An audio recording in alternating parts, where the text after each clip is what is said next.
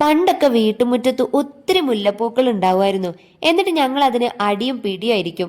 അതൊക്കെ പറിച്ച് വീതം വെച്ച് കോർത്തുണ്ടാക്കി കുളി കഴിഞ്ഞ് മുടിയിലൊക്കെ ചൂടി നടക്കാൻ ഭയങ്കര രസമായിരുന്നു. ആ, അതൊക്കെ ഒരു കാലം.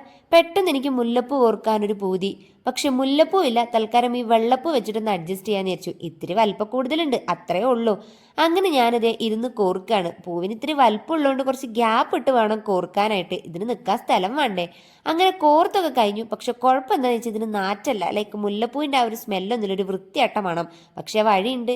എന്താന്ന് വെച്ചാൽ അനിയൻ്റെ അലമാരയിൽ ഞാൻ കഴിഞ്ഞ ആഴ്ച കൊണ്ടുവന്ന് വെച്ചിട്ടുള്ള നല്ല കിഡിലനായിട്ടുള്ള മുല്ലപ്പൂവിൻ്റെ അത്ര കണ്ടിട്ടുണ്ടായിരുന്നു.